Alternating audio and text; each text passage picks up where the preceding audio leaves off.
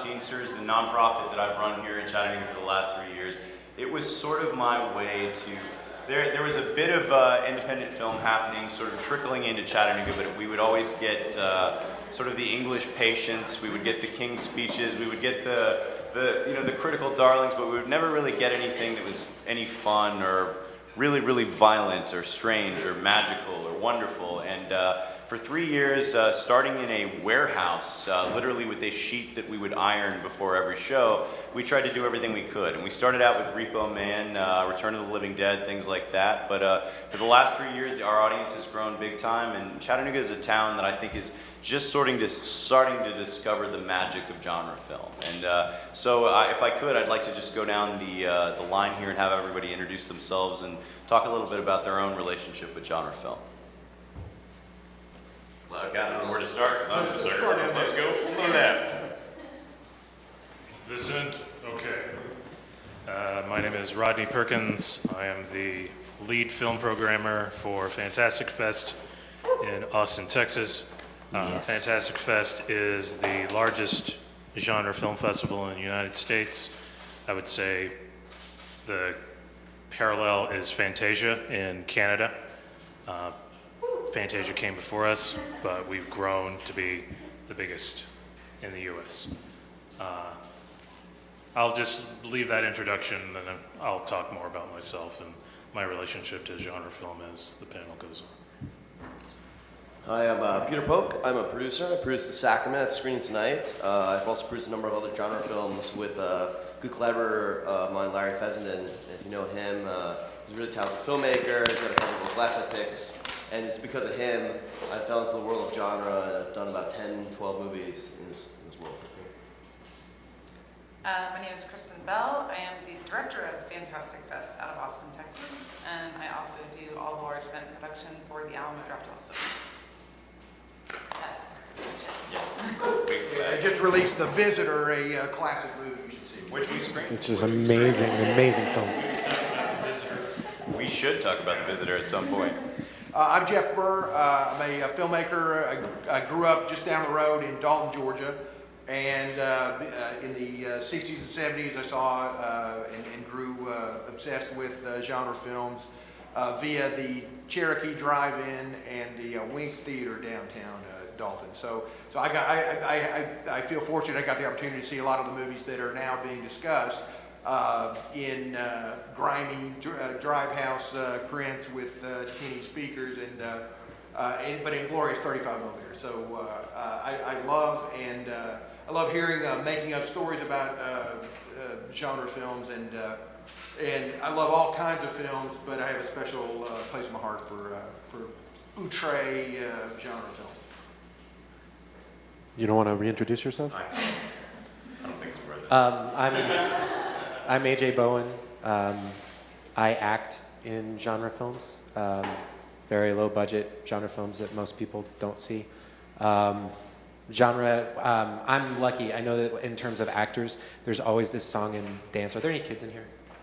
There's always this bullshit song and dance you get from actors that profess to love genre film, and then the second they get an opportunity to jump out of it, they do. So it's sort of like illegitimate. My whole life, I've viewed it as the opposite. It's what made me want to make movies, was finding these things that I wasn't supposed to be watching, stealing them away from my parents when they weren't looking, and finding, honestly, movies like Leatherface, and getting to watch it and just obsess about it and talk about it for hours and hours and hours.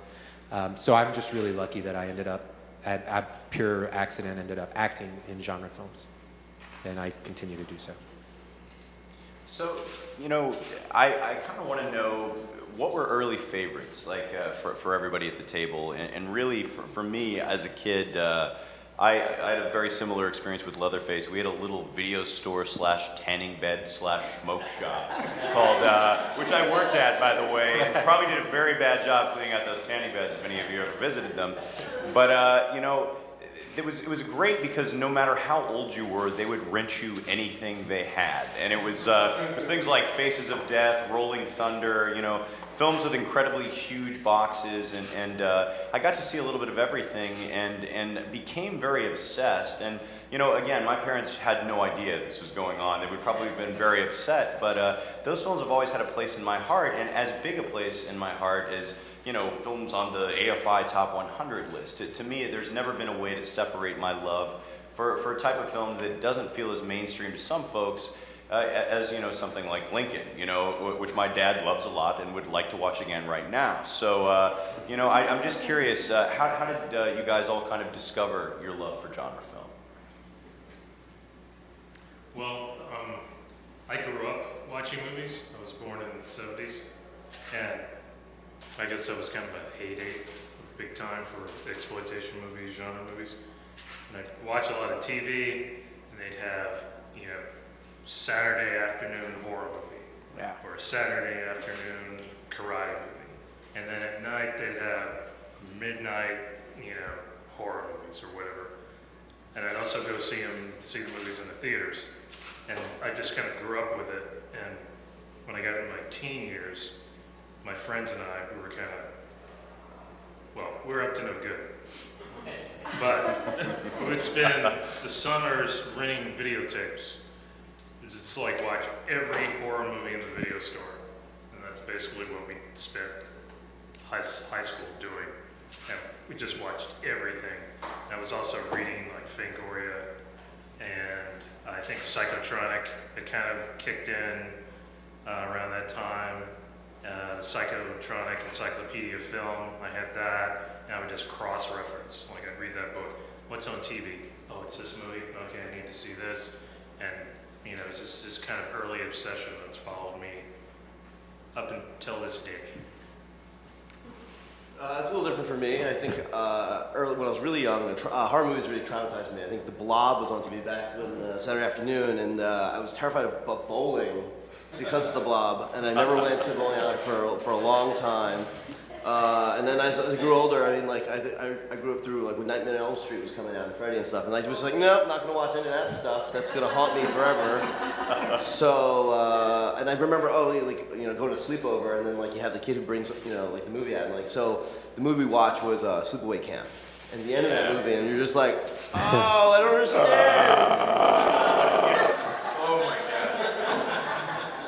But it wasn't until you know, my parents didn't really let me watch movies. It wasn't until high school when I kind of was like, you know, getting out there and trying to just watch movies, and I was like, oh, this is something I really want to do and get into it. And then in college, I discovered like what genre really meant, what horror movies really meant. And then I met Ty West there, and like that was what he was working on. And from our collaboration, I kind of understood, the world of genre, and I got to work with a lot of really passionate genre filmmakers. And from that, they've taught me the world of genre, and I've gotten to go around the world and to genre film festivals, watch a lot more movies, and really understand what works and speaks to me. I always like to talk about elevated genre, and not just sort of the slashers. I think there's a special place for, you know, the kind of torture movies, and I think where horror is, it's like when you say like a horror movie, this is a weird connotation that's given to it, and like you got to go back to the old classic horrors of like the Universal monsters, and I think there's really something there to kind of review, and people easily dismiss it, you know. Mine's kind of a mix of both of theirs. My parents didn't really care what I watched, so I would spend a lot of my evenings just watching whatever was on. The weirder the better. The Universal monster films I would rewatch over and over and over just because they're so amazing, and lots of cereal for dinner, and the crazier I could find on television, the better. But mostly the Universal monster films was what kind of started my path, and then it's just progressed from there over the years. With me, I'm the elder statesman of this group, I think. I grew up in an era where there wasn't video, there wasn't, so if you missed it in the theater or it didn't play in your town, you'd maybe see it on television a couple of years later, but it would be chopped up and all the good stuff was gone. So for me, just seeing movies in a theater was just magical. And so like the first genre movie I can remember seeing was Frankenstein Conquers the World, which is Frankenstein has very little to do with it, but it's kind of a mutant Japanese kid who grows to be 50 feet or whatever and fights a giant monster that had originally fought Godzilla or something. So, and that was just a stunning thing when you're like 5 years old. So, so that was probably the first one that really got me into the fantastic. And then there was a TV show on in Chattanooga called Shock Theater, which they showed all the Universal horror films, and they had a horror host named Dr. Shock with his sidekick Dingbat, and it was hilarious and kind of like Mad. It was like a combination of Mad Magazine and Universal Monsters, and so it was perfect for like a 10-year-old kid. So. Strangely psychedelic for Chattanooga. Yeah, well, absolutely, as well. Absolutely, yes. Dingbat appeared to have dropped a few tabs of brown acid. Very strange. And unfortunately, none of I think all the tapes have been wiped, and because or late '60s, early '70s, small market news. But so very little survives of Dr. Shock. I wish I could share him with you. But there's a guy now who's revived him. But anyway, so like I just remember the movie that really made the big impact on me, and it's a genre film in one way, and certainly it's an elevated genre film completely. Is 2001, and when I saw that movie as a little kid, it just blew my mind. So that among all others was probably the most influential movie I ever saw. Because not that I came out at 8 years old, well, gee, I'm going to be a filmmaker, but it just really just that transportive, immersive experience of seeing that movie in Chattanooga at a Cinerama theater. It was just mind blowing for a kid. Yeah, I guess it's one of those things that people don't talk about a lot, but I was born in 77, and I guess that was sort of the last generation of people that would find this stuff like what Rodney was talking about, and that was hugely fundamental for me. Would be before Fox was a big network, they had the Fox, and it was like WATL 36 in Marietta. And on the weekends, I would crack off, it's the weekend, so my parents weren't watching me watch TV during the day, and I was able to crack off a few Friday the 13th films. And other movies that honestly, for real, I've been searching for since I was a kid because I don't know their names, because so many of these genre films disappeared. And so I can remember images. Okay, so it's like, God bless you, it's like Just Before Dawn, but it's not. I'm still looking for it. It's one specific. But that and a combination of going into video stores back before they were Blockbuster, when they were mom and pop, and there's a section that at least as a kid in the early 80s that was treated exactly the same as the porn section, and that was horror films. And they put them even behind the Betamax cassettes. And I would walk through there, I'm clearly not allowed to watch any of them, but I would walk through there and take a mental picture of the box. And I would say, one day, I'm gonna see that movie. And I literally, like what Rodney was saying, it became an obsession where I needed to ingest as much of this weird content, these things that scared me, as I could. When I go back now and think about the movies, the first ones that really scared me, they're really boring. Like Happy Birthday to Me was the first horror movie that I remember seeing all the way through. I have two older sisters, much older sisters, so they would babysit me and subject me. They subjected me to this film, and my other sister, to punish me once, took me to see Mommy Dearest instead of Superman 2, and that scared the shit out of me. So I know no one considers that a horror film, but Mommy Dearest is probably one of the most terrifying films for me. Other than that, the time my parents mistakenly took me to see Jaws 3D was the day I stopped taking baths, started showering. I didn't get into a pool for about a year. For me, I slept on my stomach for years and years because of Temple of Doom. I was convinced that if I slept on my chest, that my heart could not possibly be ripped from my, So, But the homeboy's like black magic. He just ripped through your back. It doesn't matter. Yeah, exactly. I remember my mom took me to see Phantasm. Oh, man. In the theater. And I don't know what year that was, 78? 78. I'm not going to rag on my mom for taking me to the movie when I was 9 or 8. Yeah. But I went to this movie, and I was scared out of my mind. And I remember there's the end scene where the kid's laying on his back, and I think the tall man comes through the wall, and I couldn't sleep on my back for like forever. And it was kind of this gradual, like, assimilation into these movies. I think I saw Poltergeist at some point, and like in the theater, scared me out of my mind. It was this gradual, like, okay, what's going on here? Why am I reacting like this? And it kind of inverted and became this obsession with these images and these ideas. And it's crazy, isn't it? Because it really is that it's an image thing, and I know that this doesn't exist in other types of films other than genre stuff, but as a kid, I mean, like every single scary image was iconic, and it scared the hell out of me. And then I immediately needed to share that with my friends. You know, like obviously the first time you see Sleepaway Camp, you're like, oh my God. And then I would turn my chair around and watch my friends watch the end of the movie if I saw it before them. You know, just to have that experience again. I was like, this is what being a father's like. I get to share this joy with my friends.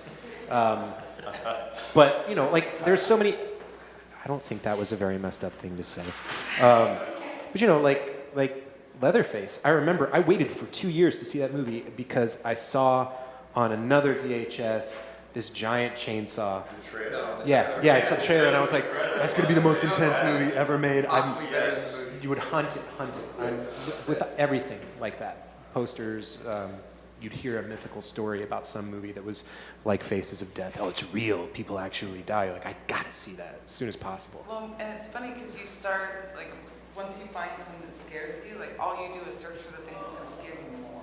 Yeah. It's like, what's the next level? So you're kind of constantly clawing and digging, like, okay, I can't sleep on my back anymore. Like, now it's going to make me not be able to sleep on my stomach. Like, where is that? Yeah, I began eventually padding the crack between my bed and the wall with pillows so Freddie couldn't get up there and get it. And you know, as much as we've talked about slasher things and sort of what got us into the genre, I also began to, like you, I have a lot of love for the Universal monsters. I remember having a coloring book and, you know, coloring pictures of basically the parts of Frankenstein's corpse being stitched together and not even thinking anything of it. But, you know, from sort of gravitating toward those monsters and finding, you know, slasher films and things like that, I started to discover guys that valued atmosphere. Guys like Mario Bava, guys like, you know, Val Lewton, you know. And really sort of also when I was a kid, my parents would always make me cover my eyes instead of my ears when the trailer for a horror film came on TV. And so I would hear all this horrible stuff and have to imagine it. And to me, I became very fascinated by those directors who could scare the shit out of me just as much or make me feel something very strongly based on something I couldn't see. And that's, again, why I very much loved Peter and AJ, the films that Ty has done. And not only that, the way that he's chosen to pace those films. I think it's a very unique pace. And to me, filling someone with a sense of dread, being able to control their emotions in such I think a masterful way is very much what I love about genre cinema. I think you don't necessarily get that sort of visceral, at least not for me, with other types of film. And I'm curious to know how you guys think about that as well. Well, I mean, hopefully most viewers become a little more discriminating because I remember as a little kid, I mean, anything that ever appeared in Castle Frankenstein magazine or whatever you desperately want to see.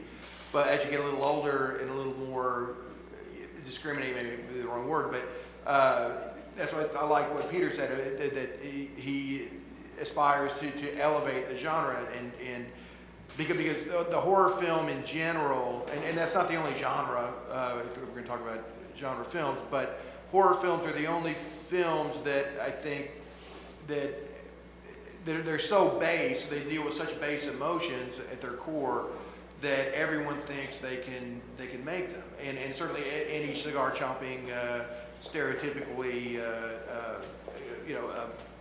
bad producer thinks all he has to do is get, several quarts of stage blood and 4 or 5 teenagers and in a random location, and he's got a movie. And that's completely not true. It is unfortunately it is true, but it's not true because there's so much more to the genre than that. And once you start delving into it and becoming a little more exploratory, but the one thing I'll say about horror films, which is great, and it is why so many are made and come out theatrically. It's the only genre that I can think of, horror / thriller, maybe even sci-fi, that not just accepts but benefits from unknown actors. Because if you have actors that you don't know who's going to live, you don't know who's going to die, and anything's possible. When you have movie stars, and I know Psycho played on this, the original Psycho, etc. But when you have movie stars, there's a tacit understanding of, okay, well, they now you know how much they paid him, you know how long he worked, and you go, okay, well, they're not going to kill him in the first reel, they're not going to kill him in the first 10 minutes. But when there's unknowns, and that's why you look at the seminal horror movies that have changed the genre or elevated the genre, almost all of them were made kind of outside the system and involved people that were non-professional actors. On a similar note, like I mentioned, I read Fangoria and Psychotronic, and I read all these zines, any zine I could get my hands on, and as I got a little older, I began to kind of see that there was oftentimes something more going on in these movies that, instead of like just the scares, just the horror, just the thrills, maybe there were like these weird political bents or like weird plot lines that weren't just, that you couldn't necessarily do in a regular quote unquote movie. I remember reading this book, Incredibly Strange Films. I don't know if anybody's ever read that. But Buy it if you haven't, please. that was an important book because it presented all of these horror and exploitation movies in these interviews with the directors, but it gave this different slant on them.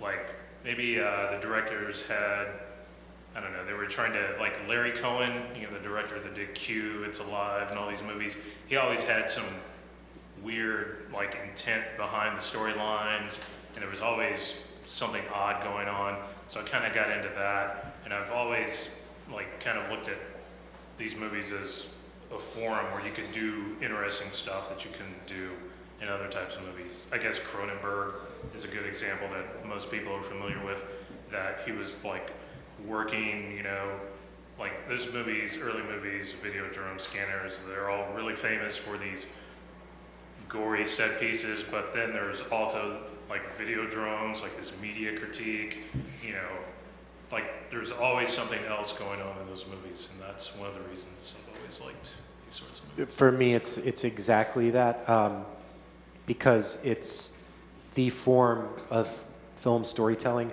where you can live in a world of satire and metaphor,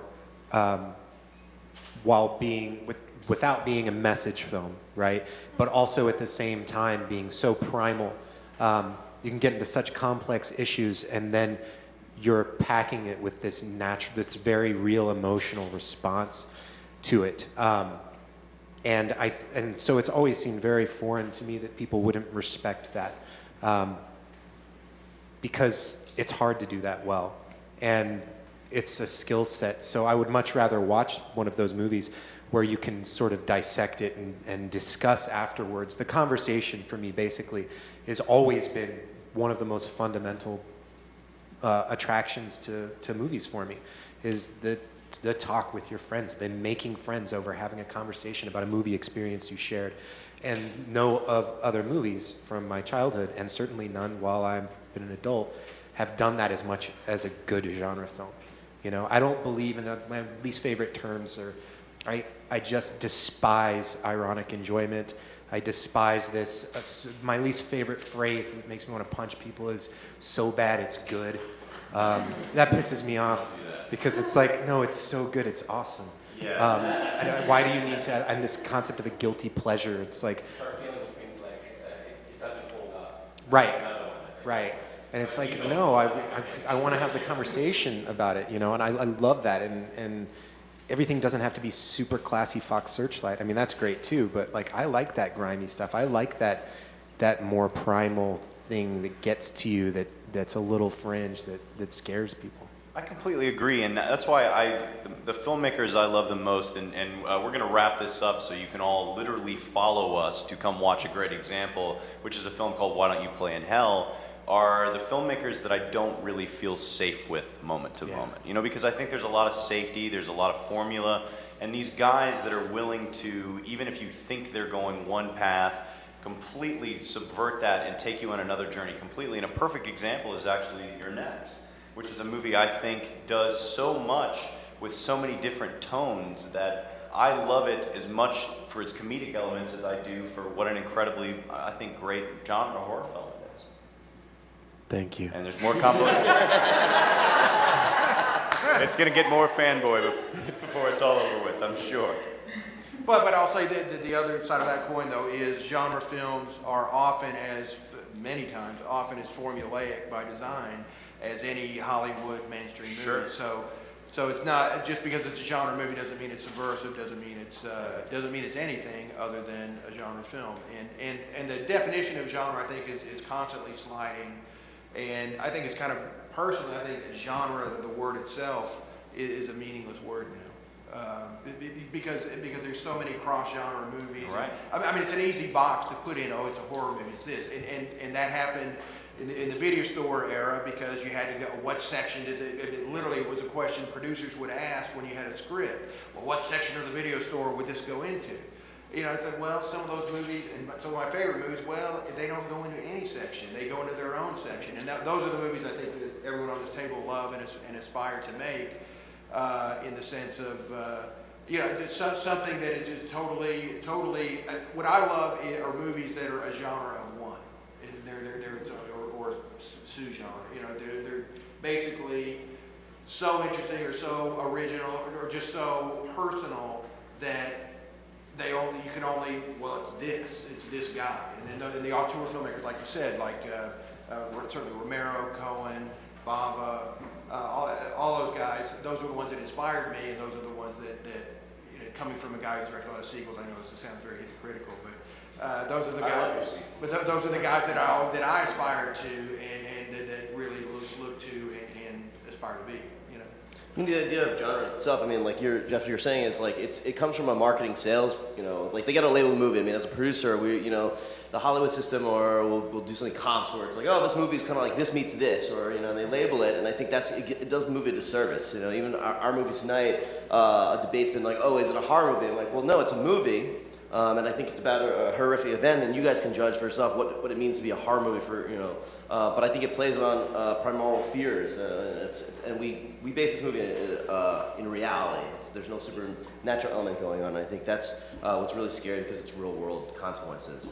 We're also like genre films took a beating, a political beating around 1978, 80, 81, when the Memphis came in. Well, the Golden Turkey Awards and all that. Disenfranchise and marginalize independent filmmaking. They thought the easiest way to do that was to take genre, you know, horror films, cult-esque genre, or fringe films, and call them ridiculous, and introduce ridicule. And yeah, so bad it's good. So bad it's good comes in. It wasn't existing until then. Before then, anyone who ever had TV Guide growing up, they weren't even called horror films. They were called melodramas. So I grew up thinking that until they had Dr. Fives, the Abominable Dr. Fives, then it said weird. It didn't even say TV Guide thriller. It was weird or melodrama. And melodrama incorporates a lot of genres. It is human. So that's how you grew up with the universal art films. What was the first thing that all of you heard by from your parents? Oh, it's really tragic. Oh, see, Frankenstein, he's misunderstood. He didn't want to be born that way. Or the Wolfman, you see, he's a nice guy and he's a victim, a curse. And it was never like these guys are just like rampant maniacs who, it was always something that with pathos to it. And until the Medveds came along, they made you want to be ashamed, and that's where guilty pleasures, those phrases started coming in. There is no such thing. Either it works for you and it communicates to you, or it does not. Yeah, either a film speaks to you or it doesn't. Right, and then as soon as their right-wing agenda is ultimately exposed some years later, and you realize there's political reasons why they want to get rid of the independent film market, because they want to get rid of the corporate film market, strengthen. But then why do you explain something like the success in the legitimate awards like Silence of the Lambs? The only horror film, I think, it was a psychological thriller when it won an Oh, it's Oscar. thriller. Yeah. It's a TV horror film. Scary as shit. Larry Cohen has complete social significance. It's going back into his TV days. Why did they give that suddenly like it was a big breakthrough, like it never existed before? Confusing. Well, because I mean, I think a lot of the films deal with such base feelings, you know, and confronting death and everything else, that they're marginalized just because of the subject matter. I mean, because of the thematically marginalized, you know.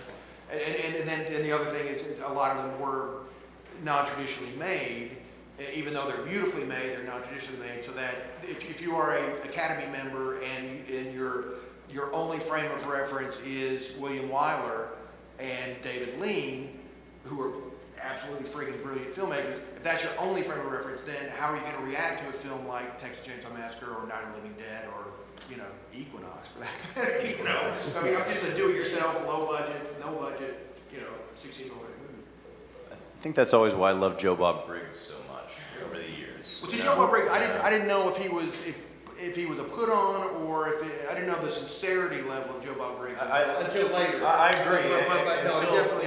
his there's- persona on yeah. you know something like Monster Vision versus he wrote a Right. book called Profoundly Disturbing, which is another great book on genre cinema that I really recommend picking up. That he really gives you this incredible cultural context for films, even like The Wild Bunch or you know Texas Chainsaw Massacre, things like that. Ilsa She-Wolf of the SS, you know, things like that. And this is a guy that to me, you know, I would see him on a cowboy hat on TNT as a kid, seeming pretty intoxicated on television, talking to me about a film like Them, the giant radioactive ant movie. And not only was he a fun person to kind of, you know, bring me into that world, it really, I had a weird level of respect for him. And the critics I like today, the film journalists I like today are the ones like, I think Scott Weinberg's an example for me of somebody who really does not talk down to the genre. He knows how to put it in context and explain to you, even if you're not a fan, you know, a way to look at it. And I really do think film is best approached on a sliding scale, you know, and I love something like Them as much as I love, you know, Chinatown, something like that. And I think Pauline Kael said, you know, something like if you love the ultra, you gotta love the nadir too. I mean, you know, you gotta love it all if you love film.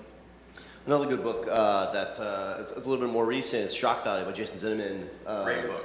Yeah, it talks about the USC class that had, I'm not going to remember all the names, but you know, the original writer of Alien and Dan Dan O'Bannon. O'Bannon, that's right, yeah, and then his influence, and like, you know, and then, you know, I got to go to a retrospective in New York that they showed one of his early shorts, and you can see where Carpenter gets his sort of you know, around the house shot that's in Halloween, and then the influence there, and then Jason talks about it in depth in the book. You know.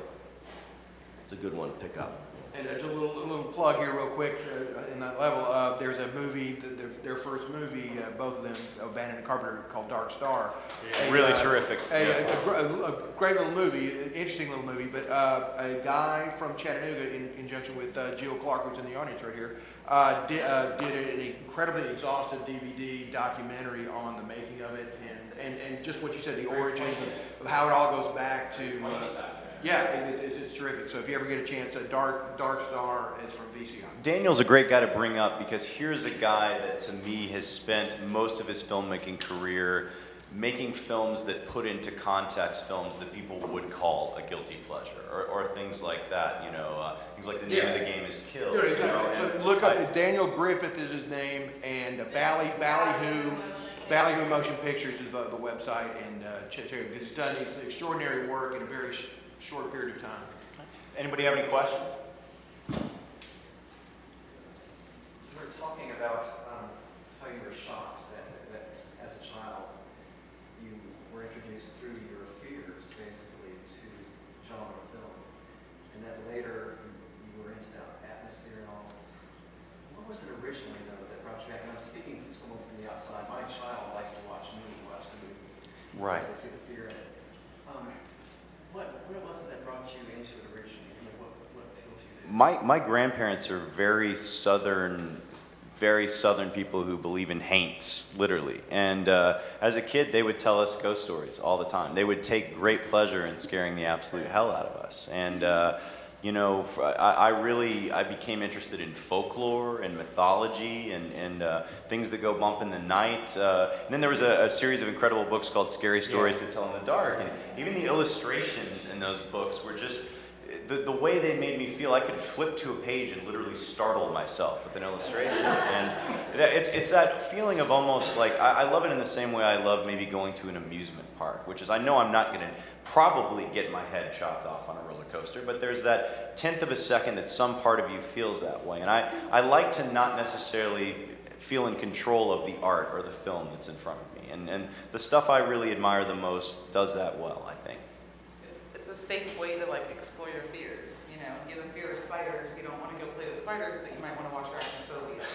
and it draws that out of you and allows you to kind of confront your fears without actually, completely safe. Like you're not going to get hurt, you're not going to die, but it might make you jump and it might make you not sleep for months. But still, it allows you to like release that and discover those fears inside of you. And there's something slightly addicting about that, to find out what makes you jump and what makes you There's sleep. a great movie that agrees with you. That's your perfect definition to agree with film marginal regional filmmaker Al Adamson, and he did a film called made over one kind of movie and then shelved, and then years later they finished the film and other things. But they literally have it's called Dracula versus Frankenstein, and it's one of the lowest rated films on IMDb. Of course, to me, it's probably should be one of the highest rated films on IMDb. It's a really smart film which addresses exactly what you're saying. They have monologues about that division of safe horror on the screen and, you know, riots on the street. And, you know, it was made at the time of the Vietnam War and the Watts riots and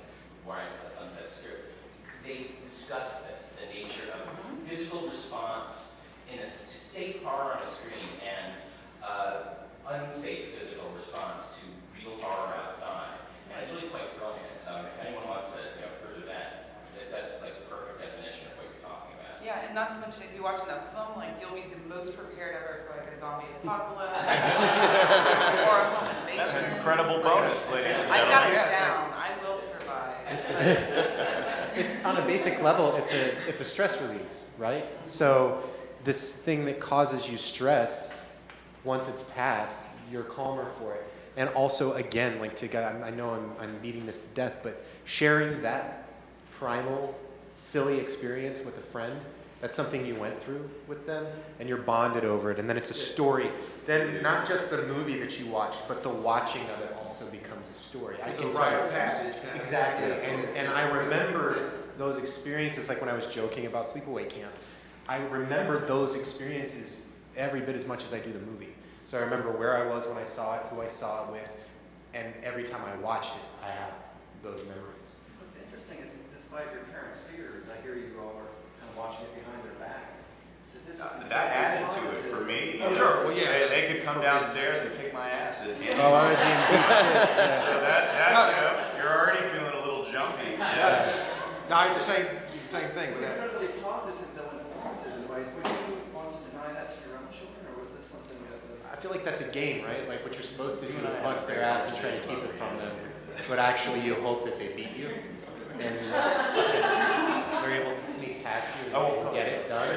Because it teaches them to be sneaky. And it's very important. I was going to say, I come from the other end of that my dad was a big geek. I can remember he would let me stay up and watch, like, and it's not film, you know, X-Files and all these genres. And, you know, some of my earliest memories were just trivial movies. And, you know, of course, he got a huge laugh when you talked about Arachnophobia. That was one of those, that first time I saw that. Oh, I love Arachnophobia. I just bought the Blu-ray. Yeah. You know. Like, I saw a house fire still. But, no, just like the other end of that as well is that, you know, it still had fun because he, you know, he wasn't trying to protect me. There was some of that aspect that was also very much the case that, okay, there's still shock value, there's still that horror, and, you know, he was also able to kind of, you know, help me with it, there was some of that aspect of limited sort of, you know, I was 5, I didn't get a hold of because I came around in the 90s when it was a little easier to get some of those movies, and he was able to pay, oh, no, we're not going to let you watch that right now, we'll wait a couple years. So there's some of that other end too. I have a son who's 8 years old, And, you know, I'm probably the worst parent in the universe, but I let him watch all of these films. Because I off-screen for Fantastic Fest, so I've got to watch them anyways, he's in the room. But his thing, I think it was Kristen. Yeah, we bonded over Reanimator, and He closes his eyes. Well, my son, he makes me mute it, and he'll watch the whole thing with it muted. And if he still jumps, then he's like, okay, rewind it, and now I want sound. that's awesome. He wants, Yeah. he's like, I just need to get a feel for it because he hates jump scares, but he also like loves them. So I think that's how I feel about jump scares. I'm like, oh God, here's one, it's coming, you know, and then it scares the shit out of me, and I love he it. just you know? loves that feeling, and then we'll rewind it and like do it. That's quality momming as far as I'm concerned. I let him watch Reanimator recently. We got time for one more, guys. I wanted to ask you a question. Well, first off, I had to run out, but I just want to say the Tingler is I mean, I'm a Castle fan. but Yeah. The Tingler is like the movie I like because it's like he wants to see what, not just experience the fear, but see what makes us scared. I love that P.T. Barnum quality. Yeah, of it's like a film. carnival Yeah. attraction that is, instead of a movie, you know, kind of a Yeah, Castle on Haunted Hill or something. Yeah, no, The way all those films end, it could be in the theater with you, you know? Yeah, like, yeah, I love that shit. It means a lot, you know? You know, But I was really curious to hear what your thoughts are. What I love is about genre specifically, it's just that you talk about your experiences and getting into it, and we all are obviously identifying because we all share this sort of collective desire and interest. But what are your thoughts on what is it exactly about the genre films that make, I mean, rom-com fans are not getting together and getting, you know, Meg Ryan tattooed on their back. There is Forever Fest, though, which is incredible. Yeah, and they had an Empire Records themed day, and that is like, you know, I consider rom-coms part of the genre spectrum, too. I love a good romantic comedy. I really do, you know? Okay, I'm Yeah. gonna get that Rex Manning tattoo. Yeah, you should. It should say, damn the man, save the empire. So, But what is it? I mean, what do you think it is that just this huge, you know, I think it's like draw in this community? it's like heavy metal or punk rock. It's like the outsider genre of it's like the outsider segment of movies. Yeah. We identify with this stuff and we feel it and we love it and we pay, like, I think you'll find a bigger audience of paying customers for horror films and horror memorabilia and merchandise. It's just like, there's that visceral kind of attachment because people really identify with it for whatever reasons, and like people take that with them out into the Well, world. it doesn't deal with reality. Well, it's just a different level of passion for it. Like, I think there are the same type of, you know, giant groups of people that love the romantic comedy scene, and those are the people that subscribe to Cosmopolitan and make sure that they're there for opening night of Sex and the City 4 or whatever.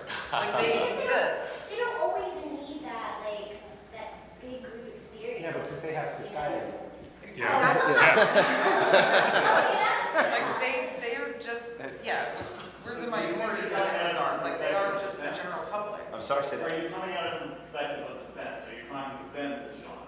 You know, I guess my perspective is that I don't feel that it even needs to be defended. I feel as though it should not be this, you know, you shouldn't have to walk into, you know, and again, that video store / tanning bed / smoke shop I mentioned to you.